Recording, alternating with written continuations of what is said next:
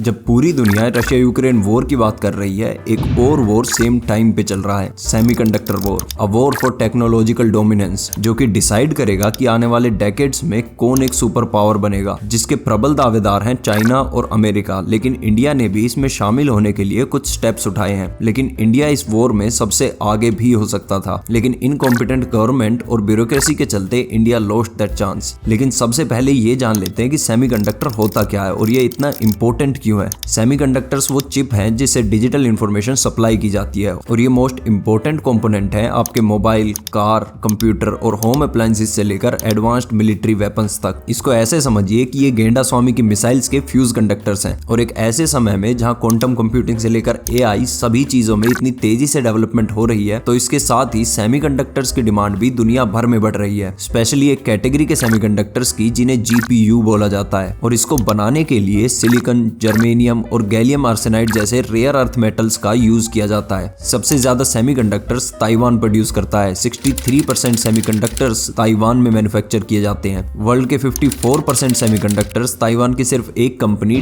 TSMC produce करती है। इसके बाद साउथ कोरिया जो कि 18% चिप्स मैन्युफैक्चर करता है। उसके बाद अमेरिका 7% और चाइना करीब 5% ये चिप्स प्रोड्यूस करता है। और इन्हें बनाने के लिए जो मशीन्स यूज होती है उन्हें कहते हैं फोटोलिथोग्राफी मशीन्स। और इन मशीन्स की मैन्युफैक्चरिंग को डोमिनेट करती है एक डच कंपनी ASML। तो इस पूरी इंडस्ट्री को अगर आप देखोगे तो इसमें एक तरफ है अमेरिका और उसकी प्रोटेक्शन में रहने वाले देश जैसे कि ताइवान, साउथ कोरिया और नीदरलैंड्स। तीनों ही देश हेवीली अमेरिकन इन्फ्लुएंस में काम करते हैं। इन तीनों देशों की इंटरनेशनल सिक्योरिटीज की जिम्मेदारी भी USA लेता है और इन तीनों देशों पर अमेरिका ने अपने परमानेंट मिलिट्री बेसिस भी बनाए हुए हैं। तो आप ये कह सकते हैं कि सेमीकंडक्टर्स की पूरी मैन्युफैक्चरिंग को अमेरिका कंट्रोल करता है। और जहां अमेरिका सेमीकंडक्टर्स की मैन्युफैक्चरिंग को कंट्रोल करता है, वहीं चाइना सेमीकंडक्टर्स बनाने के लिए जो सिलिकॉन, जर्मेनियम और गैलियम यूज होता है उसको कंट्रोल करता है। चाइना वर्ल्ड का 60% जर्मेनियम, 80% गैलियम और 64% सिलिकॉन प्रोड्यूस करता है। तो इस पूरी सेमीकंडक्टर इंडस्ट्री में दो मेजर प्लेयर्स हैं, अमेरिका और चाइना। और ये one of the prominent reasons है जिसके चलते चाइना ताइवान पर कब्जा करना चाहता है, ताकि पूरी सेमीकंडक्टर इंडस्ट्री पर सिर्फ चाइना का कब्जा हो जाए। और ऑब्वियसली अमेरिका ये होने नहीं देना चाहता, जिसके लिए अमेरिका ने अगस्त 2022 में एक चिप्स एक्ट इंट्रोड्यूस किया, जिसमें चाइनीज R&D इंस्टीट्यूशंस पर, चिप मैन्युफैक्चरिंग कंपनीज पर काफी रिस्ट्रिक्शंस लगाई गई।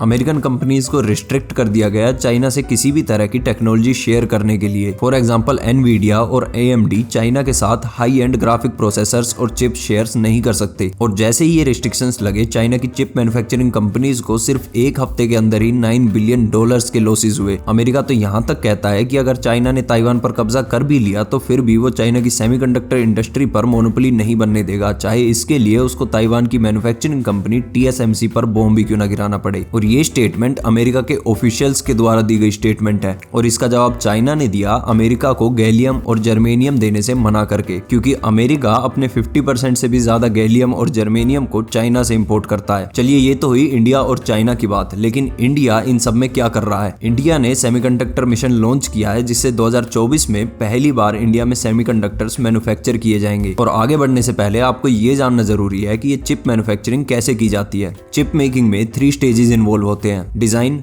Fabrication, testing and assembly. India have 1 and 3, but India does not have any 2, fabrication. कुछ कंपनीज स्टेप 1 और 3 करती हैं, जैसे कि इंटेल, जिन्हें कहा जाता है IDM, integrated device manufacturer. ARM, Nvidia, Qualcomm, Apple, ये सभी कंपनीज सिर्फ डिजाइन कर सकती हैं। और ये कंपनीज भी आउटसोर्स करती हैं सेकंड पार्ट को, फैब्रिकेशन, जिसे वेफर प्रोसेसिंग भी कहा जाता है। चिप फैब्रिकेशन काफी बड़े बड़े मैन्युफैक्चरिंग प्लांट्स में होता है, जिन्हें कहा जाता है फैब्रिकेशन फाउंड्रीज, FAB। अब जब हमने बेसिक समझ लिए हैं, then let's understand how India missed this bus, and it starts from 1960। 1960 में एक company Fairchild semiconductor FAB setup करना चाहती थी इंडिया में, लेकिन फिर उन्होंने ये FAB इंडिया में न सेटअप करके मलेशिया में सेटअप किया। रीजन था इंडिया का लाइसेंस राज। लेकिन उसके बाद 1962 में एक government company Bharat electronics Limited एक FAB सेटअप करती है to manufacture manufacture silicon and germanium transistors, लेकिन ये कंपनी ग्लोबल क्वालिटी और प्राइस स्टैंडर्ड्स मैच नहीं कर पाई, जिसका ब्लेम काफी एक्सपर्ट्स इंडियन ब्यूरोक्रेसी पर लगाते हैं and they had to shut down. उसके बाद 1987 में एक ISC professor AR Vyasudev Murthy की मदद से मैटकम सिलिकॉन लिमिटेड एस्टेब्लिश होती है, जो कि भारत इलेक्ट्रॉनिक्स लिमिटेड से पार्टनरशिप में सेमीकंडक्टर्स प्रोड्यूस करते हैं and that was the movement for India. ये इंडिया में एक इलेक्ट्रॉनिक्स रेवोल्यूशन ला सकता था,